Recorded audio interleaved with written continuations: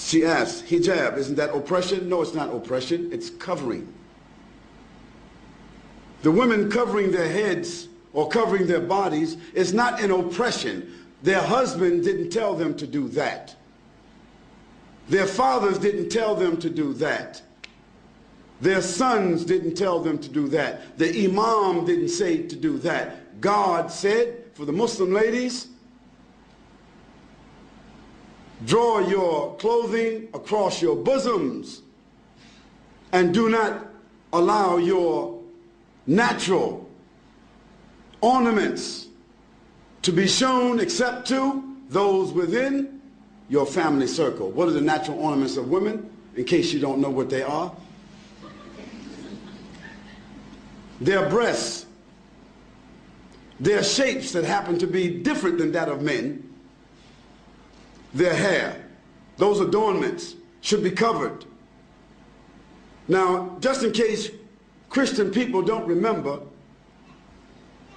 just 40 years ago, Christian women never went to church without covering their heads. It wasn't it. Isn't that true?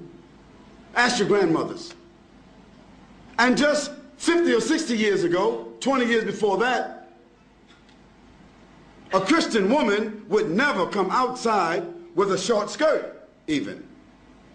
Even the nuns themselves today have succumbed to modernity.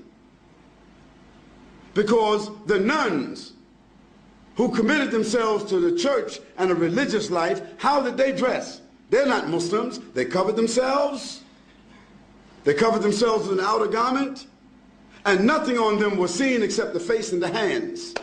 So if that was accepted by Christianity, it was accepted by religion. That wasn't something just that Muslim women were told, but Jewish women, Christian women, and Muslim women were ordered to do that in their scriptures. Now the fact that the modern civilizations chose to tell women they don't have to wear that and they can wear bikinis doesn't mean that God is wrong and they are right.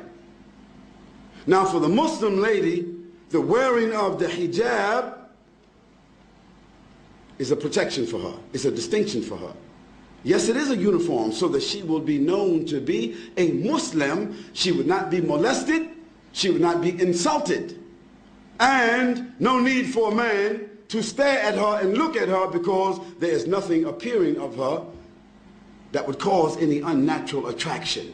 Therefore, it is more than likely she can come and go with decency and dignity, and that her natural ornaments will not create an inordinate liability for her, like so happens when you see women wearing jeans and clothing that seem as if they painted it on themselves.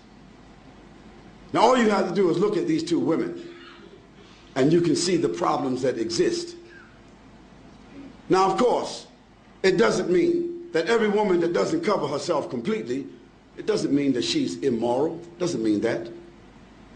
But the Qur'an gives to the Muslim women what we consider to be an ounce of prevention is worth what? What is it called? An ounce of prevention is worth what? A pound of cure. So just like any one of you, if I asked you, what's your PIN number? You wouldn't tell me. If I came to visit you in your house, you wouldn't have your certificates of deposit in front of me. You wouldn't have your jewels in front of me. You wouldn't have your stack of money or your savings in front of me, distributed just because I'm a friend and everything should be transparent. No, you have those valuables in a place that is safe. Might be a bank, might be a safety deposit box. Well, that's just money. That's just tangible things. So don't blame us and don't blame God if he tells us that our mothers and our wives and our daughters, that they should be covered and in a safe place. The person asked about segregation. Why do Muslim women, why are they segregated? They're not segregated. They're not segregated. They're separated. There's a difference between segregation and separation.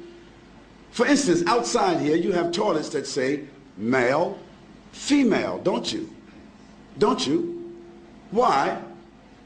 Why shouldn't there just be a toilet?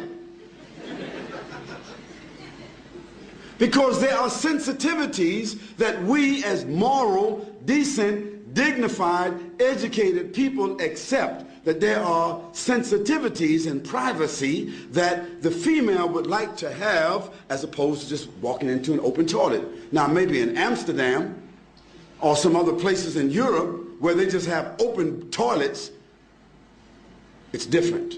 But in most cases in the world, in most places in the world, they select to have a male and a female toilet. Why? Because there's the inherent inclination of human beings to provide sensitivity for women and sensitivity for men. Now in Islam, for us, it's not a matter of being inherent. It is something which is God-given inspiration to do what? To separate the sexes. That means the genders. Doesn't mean absolute separation, like we can't see each other, we can't talk to each other, but generally, my wife just doesn't, I don't go to another man's house and I just sit down with his wife and dance with his wife, and he sit down and dance with my wife, and this is a matter of friendship. Bob, just drop over anytime you like. Okay? We don't do that. No, I come to visit Bob or Abdullah. Abdullah's wife comes to visit my wife. I don't socialize with his wife, and he doesn't socialize with my wife. Although there may be occasions where we eat together, our families socialize together, but generally, after boys and girls reach the age of 7, the Prophet said, even if they're brothers and sisters, separate them from the bed. And when they get to the age of menstruation and they realize another level of consciousness, then give them separate rooms. What to do what? To preserve and protect them from tendencies that human beings have, tendencies that has manifested itself in civilizations where they don't do that protection. So we are obeying Almighty God. That's what we're doing.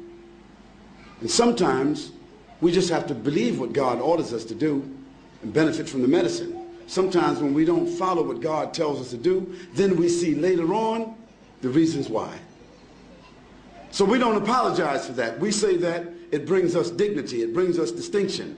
Whether it be the hijab of the women or the separation of the men and the women, it brings us distinction, it brings us dignity and protection and morality, additional morality. That's why we do it.